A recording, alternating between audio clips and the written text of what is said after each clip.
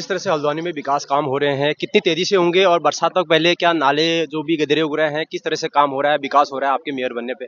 पूरे भैया 15 अप्रैल से 15 मई तक हमने आज तक पूरे नालों की सफाई की है।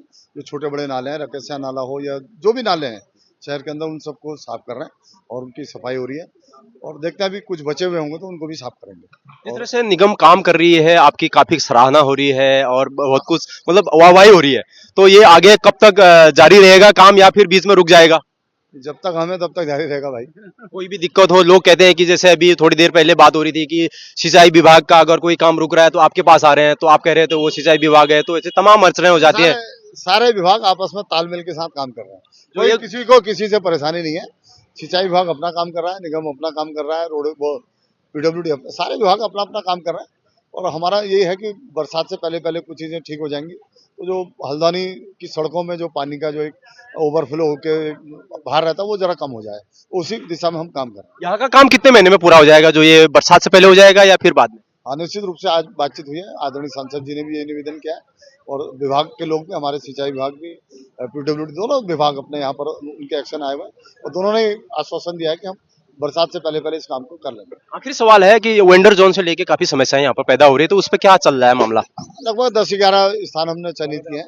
अब उसमें देखें कब तक, थोड़ा पैसा हमने सरकार से भी मांगा है। जैसे ही पैसा मिलता है तो वेंडर जोन बनाने का काम हम प्रारंभ करेंगे। बहुत बहुत धन्यवाद सर, बात करने थैंक यू। आदरणीय सांसद अजय भट्ट जी, मुकेश जी, पान सिंह जी, सभी उपस्थित एक्शन साहब और एसडीएम महोदय और नवीन भट्ट जी, सभी कार्यकर्ता बंधु, सभी को बहुत बहुत बधाई है। पिछले 1 वर्ष से ये कार्य मुझे लगता है कि नहीं हो पाया था, लेकिन इस बीच आज से काम प्रारंभ हो रहा। मैं अपेक्षा करता हूं कि बरसात से पहले पहले काम अगर पूर्ण हो जाएगा तो निश्चित रूप से पूरे हल्द्वानी को भी बचाया जा सकता है और जो अपना पुल है उसको भी बचाया जा सकता है। इसी अपेक्षा के साथ कि हम सब लोग, भारतीय जनता पार्टी की सरकार आदरणीय धामी जी के नेतृत्व में लगातार विकास के काम कर रही है और लगातार जहां भी जो भी जिस प्रकार की अपेक्षाएं, उन सभी कामों को सरकार कर रही है। मैं आदरणीय धामी जी को भी धन्यवाद देता हूं कि उन्होंने इसके लिए तुरंत ही पैसा अवमुक्त किया।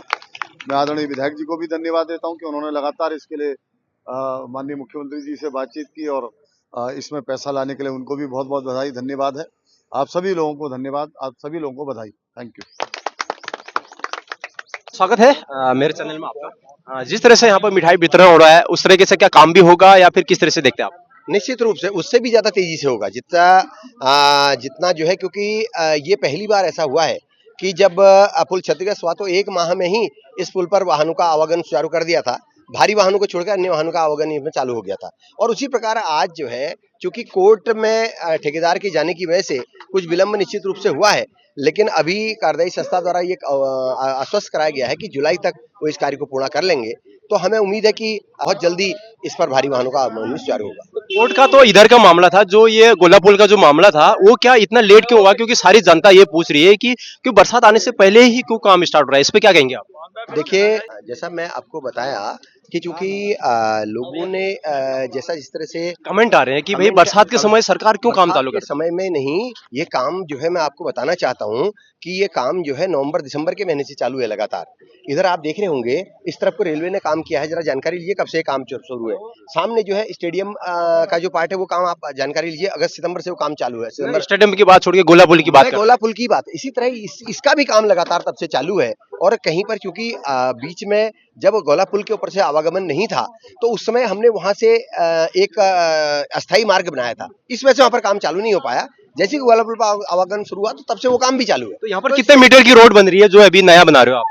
देखिए, ये पूरी रोड आप उधर रेलवे क्रॉसिंग से देखेंगे और वहां से लेके नीचे पुल तक का इससे 6 मीटर चौड़ा इस तरफ होना है और बाकी इस तरफ का जो हिस्सा टूटा हुआ है इसको भी जो है हम लोगों ने, ये सड़क जितनी थी उतनी रहेगी, ये पहले जितनी थी उतनी ही रहेगी, साथ में और उधर इसकी चौड़ाई बढ़ाई है तो ताकि आके दोनों तरफ को जो आवागमन रहे। लोगों का सवाल ये भी है कि यहाँ पर जो है सैकड़ों की संख्या में पेड़ काटे गए, तो उसका क्या क्या नई जगह लगाए गए या क्या हुआ? पेड़ जब कभी इस तरह की स्थितियां होती हैं, क्योंकि हमारे उत्तराखंड में वन भूमि का प्रतिशत बहुत अधिक है और विकास कार्यों के लिए, सड़क बनाने के लिए, अन्य कार्यों के लिए अक्सर समय समय पर ऐसी आवश्यकता पड़ जाती है कि कुछ पेड़ों का आवश्यक रूप से पातन किया जाता है, लेकिन उनके बदले में जितना पातन किया था उसके बदले में दूसरे स्थान पर 23 वृक्ष लगाए तो जाते यहाँ हैं। के लगाए थे क्या पेड़? निश्चित रूप से जितने वृक्ष काटे गए वो नियम के अनुरूप काटे गए हैं, नियम के अनुसार काटे गए हैं और नियम के अनुसार ही अन्य जगहों पर उनका रोपण किया गया है और बकायदा इसकी परमिशन ली गई है पेड़ काटने आखिरी सवाल है, सिंचाई विभाग कह रहे हैं कि अभी बजट पास नहीं हुआ है, क्या जब तक बजट पास होगा, मानसून आ जाएगा, उसके बाद क्या करेंगे?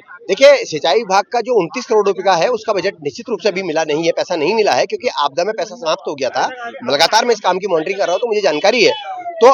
तो लेकिन जो है अभी हम जो एनएच जो नीचे काम कर रहा है, जो पुल के नीचे और पुल के बाद 50 मीटर तक ऊपर तक काम कर रहा है, हम बीच में मैं कमिश्नर साहब के साथ आया था, उस दिन भी इस बात पर सहमति बनी थी कि बाकी का जो 150 मीटर बचा हुआ है, केवल 150 मीटर बच रहा है, उस 150 मीटर को भी एनएच ही करे। अभी इस पर सहमति बनी है एक, और दूसरा जब तक वो पैसा स्वीकृत नहीं हो जाता 29 करोड़ रुपए, तब तक अस्थायी रूप से भी लगभग 1.5 करोड़ रुपए के काम करने के लिए सिंचाई विभाग ने उसके लिए भी टेंडर सिंचाई विभाग कर रहा है ताकि अस्थायी रूप से कुछ काम हो जाए। धन्यवाद सर, बात करने के लिए। नमस्कार सर।